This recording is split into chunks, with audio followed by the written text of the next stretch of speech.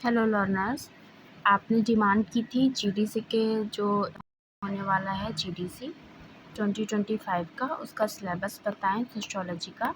तो आपके लिए ये वीडियो यूज़फुल रहेगी। जीडीसी सोशियोलॉजी जो सिलेबस है 2025 का, उसमें थोड़ा सा चेंज हुआ है, कुछ नए टॉपिक्स आए हैं, तो वो आपके लिए काफ़ी यूज़फुल रहने वाले हैं। तो इसलिए आप एक बार सिलेबस को अच्छे से देख लीजिए। कुछ चीज़ें तो ऐसी हैं मैक्सिमम जो आपको पता होंगी, अगर आप रेगुलर सोशियोलॉजी के स्टूडेंट रहे हैं तो वो आपको नहीं देखना है, लेकिन कुछ चीज़ें इसमें नई ऐड हुई हैं, तो आपको उस पे काम करना है और बाकी चीज़ों को रिवीजन करते हुए चलना है, ठीक है। तो चलिए हम लोग देख लेते हैं सोशियोलॉजी का हमारा सिलेबस। तो हमारा ये जो सब्जेक्ट कोड है 16 पे मेंशन है। सोशियोलॉजी का हमारा सब्जेक्ट यहाँ पे जो 16 नंबर पे दे रखा है, अगर आप नोटिफिकेशन में जाके प्रिंट आउट लेना चाहते हैं तो वहाँ से ले सकते हैं। तो ये हमारा सोशियोलॉजी सब्जेक्ट है और हम लोग बात कर रहे हैं जीडीसी 2025 का, जो हमारा नोटिफिकेशन आज ही आउट हुआ है उसकी बात कर रहे हैं, ठीक है। तो हम लोग देख लेते हैं इसका क्या सिलेबस रहेगा। तो पहला हमारा इसमें तो 10 यूनिट रहने वाली हैं। पहली यूनिट में बेसिक सोशियोलॉजिकल कॉन्सेप्ट्स हैं, जिसमें historicity of sociology, institution, association, status, role, इसी के साथ reference group, norms, values, ideology, utopia and utopia, community, virtual community. तो यहाँ पे आप देख रहे हैं ये नया ऐड हुआ है, सोसाइटी एंड नेटवर्क सोसाइटी, ये हमारा कुछ नया देखने को मिल रहा है।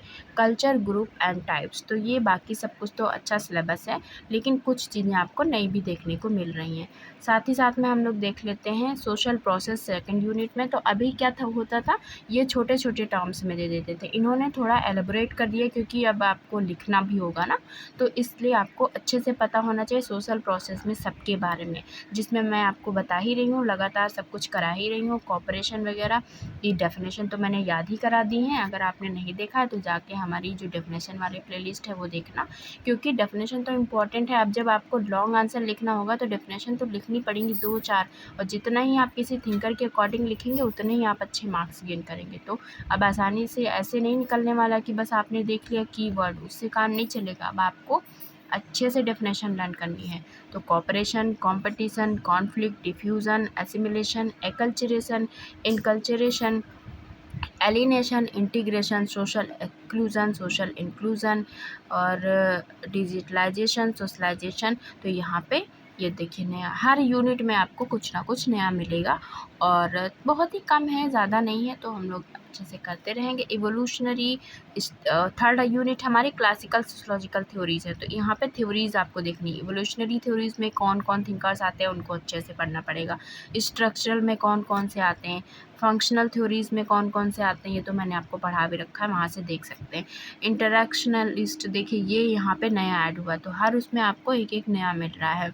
उसके बाद कॉन्फ्लिक्ट थ्योरी, तो कॉन्फ्लिक्ट थ्योरी भी हमने आपको पढ़ाई है। बाकी तो जो आप कहेंगे वो मैं उस पर अलग सेपरेट वीडियो दे दूँगी। फिनोमेलॉजी मैंने बहुत अच्छे से आपको पढ़ाया है, यहाँ पे एथनोमेथोडोलॉजी भी मेंशन है जो आप पढ़ते ही रहते हैं। न्यू फंक्शनलिज्म बहुत अच्छे से मैं पढ़ा चुकी हूँ, वहाँ से आप देखेंगे तो लॉन्ग आंसर लिखने में आपको कोई दिक्कत नहीं होगी। न्यू स्ट्रक्चरलिज्म, ये अच्छा टॉपिक इन्होंने ऐड किया है, न्यू स्ट्रक्चरलिज्म, तो ये आपको पढ़ना पड़ेगा। क्रिटिकल थ्योरीज अच्छे से पढ़नी पड़ेंगी। न्यू मार्क्सिज्म, किसी ने मुझसे डिमांड भी की थी कि न्यू मार्क्सिज्म में वीडियो बनाई जाए, हालांकि अभी तक मैं नहीं बना पाई हूँ, पर मुझे याद है मैं बनाऊँगी। तो ये यहाँ पे आपको नया तो नहीं कह सकती हूँ, लेकिन हाँ डिफरेंट तो है ही, ज़्यादातर नहीं रहता है सारे सिलेबस में। पोस्ट मॉडर्निज्म, एक्सचेंज थ्योरी मैंने बहुत अच्छे से पढ़ाया। नेटवर्क थ्योरी नया ऐड किया इसमें, हालांकि यूजीसी नेट वगैरह में पूछता है, लेकिन ये असिस्टेंट प्रोफेसर में ज़्यादा नहीं पूछा गया। माइक्रो इंटीग्रेशन, तो इसमें रिटजर का है और उनका अलेक्जेंडर का जो मॉडल है वो वाला, उसको डीपली पढ़ना पड़ेगा, वो है यहाँ पे पूछ रहे हैं, तो ये भी काफ़ी डिफरेंट रहा। उसके बाद रिसर्च मेथडोलॉजी की जब बात हम करेंगे, सोशल सर्वे वर्सेस सोशल रिसर्च, ये तो सिंपल है। एपिस्टेमोलॉजी को अच्छे से पढ़ना पड़ेगा। लॉजिक ऑफ इंक्वायरी अच्छे से पढ़िएगा। ऑब्जेक्टिविटी सब्जेक्टिविटी सिंपल है। क्वालिटेटिव क्वांटिटेटिव देखने में सिंपल लग रहा है, लेकिन इसमें काफ़ी क्वेश्चंस बनते हैं। पॉजिटिविज्म, हार्मेनेटिक्स, ये ज़्यादा उसमें नहीं रहता है सिलेबस में, लेकिन इसमें इंक्लूड कर दिया। और इसका मतलब वही व्याख्या शास्त्र ही है। और रिसर्च डिज़ाइन तो पता ही है आपको, पाँचों पढ़नी पड़ेंगी। सैम्पलिंग, उसके टाइप्स सारे, प्रोबेबिलिटी, नॉन प्रोबेबिलिटी, हाइपोथेसिस में sources, characteristics, good and heart की वो सारी पढ़नी पड़ेंगी। इथिकल इशूज़ इन सोशल रिसर्च, ये तो हमारा उसमें भी था और रहता है ज़्यादातर उसमें, तो इसमें क्या नहीं करना चाहिए क्या है। प्लेजरिज्म एंड कॉपीराइट और पीआरए और केस स्टडी, तो पीआरए को अलग से इन्होंने दे दिया है और ये भी अलग से दे दिया है, ये कुछ नया लगा। उसके बाद हम लोग देखें तो social change concept and process है, तो इसमें development, progress, transformation, theories of social change, इसमें बहुत सारी आ जाएंगी। Social movement, new social movement, तो ये सब कुछ है। उसके बाद प्रोसेस की बात करें, industrialisation, urbanisation, westernisation, liberalisation, modernisation, privatisation and globalisation. अब ये छोटा छोटा लग रहा है लेकिन है ये अंदर बहुत बड़ा बड़ा, क्योंकि इनमें सब के अकॉर्डिंग पढ़ना पड़ेगा। Role of technology, social media, social mobility, तो ये आपको डिफरेंट देखने को मिलेगा। नेक्स्ट हम सेवन्थ यूनिट की बात करें, इंडियन सोसाइटी, तो कॉन्सेप्ट, पर्सपेक्टिव एंड प्रोसेसेस हैं, वो देख लेते हैं क्या है। तो उसमें हमारा है कॉन्सेप्ट में caste, class, kinship, religion, ethnicity, marriage, family, तो ये तो हम पढ़ा ही रहे हैं, आपको वहाँ से हेल्प मिल सकती है आपको, जैसे कि फैमिली पढ़ा चुकी हूँ मैं, मैरिज भी बहुत जल्द आपको वीडियो मिलने वाली है, और बाकी जो है किनशिप, कास्ट, क्लास, ये सब कुछ, रिलीजन उसमें आपको मिलेगा। पर्सपेक्टिव में हम लोग देखें तो Indological, structural, functional, civilisation, subaltern perspective, Marxist perspective, cultural perspective, तो ये थोड़ा सा डिफरेंट लगा। संस्कृताइजेशन प्रोसेस में westernisation, secularisation, planned change, rurbanisation, Niti Aayog, तो ये सब कुछ यहाँ पे इन्होंने इंक्लूड किया।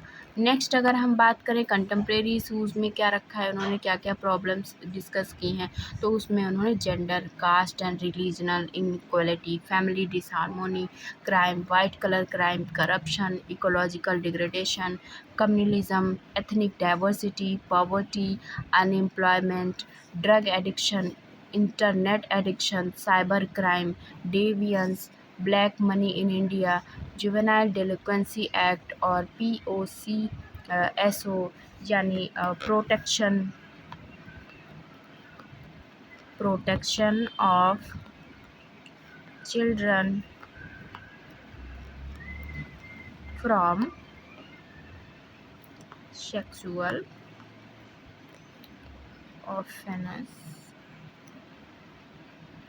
ऑफेंसेस एक्ट, तो ये है हमारा जो कि 2012 का है, तो ये इससे क्वेश्चंस पूछे जाएंगे। उसके बाद फेटिसाइड यानी जो कन्या भ्रूण हत्या है वो, तो ये है, ये इंक्लूड किया है इन्होंने, तो ये भी इसमें भी कुछ नया ही है इंक्लूड किया है इन्होंने, तो ये भी आपके लिए इम्पोर्टेंट रहेगा। उसके बाद हम जब बात करें रूरल सोसाइटी इन इंडिया, तो हमारी 9th यूनिट है caste system, jajmani system, agrarian relation, mode of production, 73rd amendment in Panchayati Raj, ये सब तो पढ़ा हुआ होगा सभी का। Rural development and rural transformation, marginalization of peasantry, little and great tradition, Marriott, universalization, parochialization, Marriott and Redfield, ये हम लोग जो पढ़ते रहते हैं। उसके बाद पीजेंट मूवमेंट, माइग्रेशन, तो इसमें भी सारी ही चीज़ें कवर हैं, मतलब सारे ही ऑप्शनल पेपर सब कुछ आपको पढ़ना पड़ेगा, कोई भी रिस्क आप नहीं ले सकते हैं।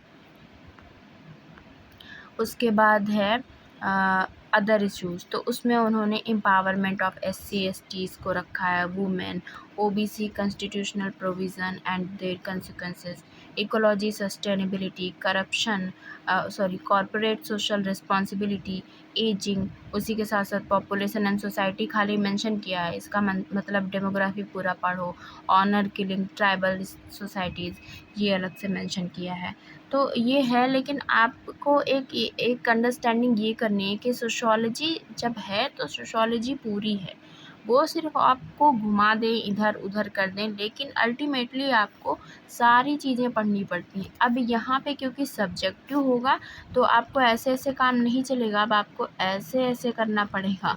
मेरा मतलब है अब आपको डीप अंडरस्टैंडिंग करनी पड़ेगी और आपको अंडरस्टैंडिंग करनी पड़ेगी। अंडरस्टैंड करना तो आप जानते ही हैं सोसाइटी में कितना मुश्किल काम है, कोई किसी को नहीं अंडरस्टैंड करता, तो आपको तो सिलेबस अंडरस्टैंड करना, पर आप अगर किताबें पढ़ेंगे, आप अगर पुस्तकों को पढ़ेंगे, उनको समझेंगे, तो आप यकीन मानिए वो आपको कभी धोखा नहीं देंगी।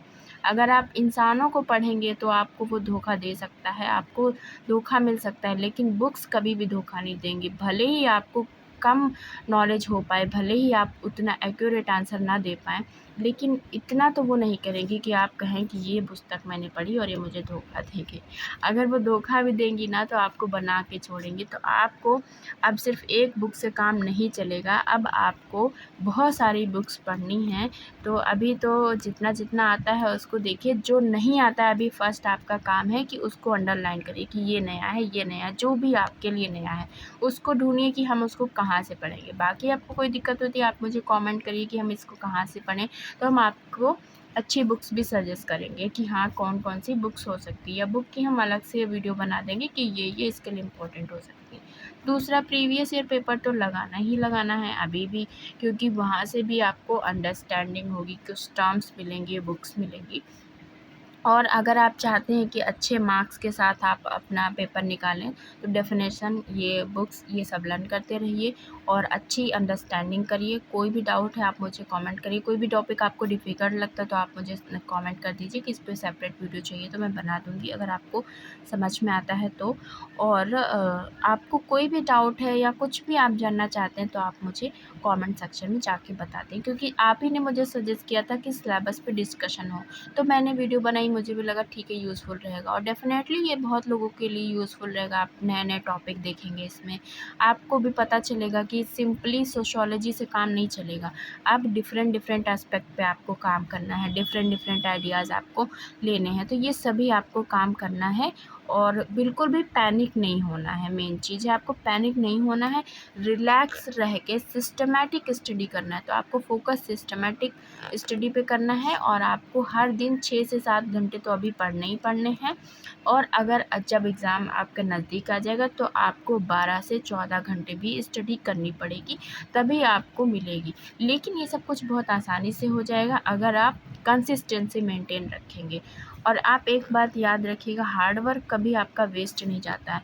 ये हो सकता है आपका जो रिज़ल्ट मिले वो थोड़ा डिले हो जाए, लेकिन मिलेगा ये निश्चित है। क्योंकि अगर आपने कर्म किया है तो उसका फल तो मिलेगा ही ना। अगर पौधे में फूल आए हैं तो हो सकता है 1-2 गिर जाएँ, ना आए, लेकिन ऐसा नहीं कि सारे ही फूल गिर जाएँ। एक ना एक तो मिलेगा ना फल। तो बस आप यही सोचो, अगर आप जा रहे हो रास्ते पे तो कहीं न कहीं, कभी न कभी तो पहुँचोगे। आप जाके वापस आ जा रहे हो, फिर जा रहे हो, फिर आ जा रहे हो, तो आप यही करते रहोगे फिर। तो ये आपको नहीं करना है, आपको लगातार चलना है, ठीक है? तो अभी आपको 6 से 7 घंटे से शुरू करना है, और कोई भी डाउट है तो मुझे कमेंट करना है, मैं आपके लिए ऑलवेज़ रेडी हूँ। Thank you and wish you all the best, और मिलते हैं नेक्स्ट वीडियो में, तब तक के लिए बाय।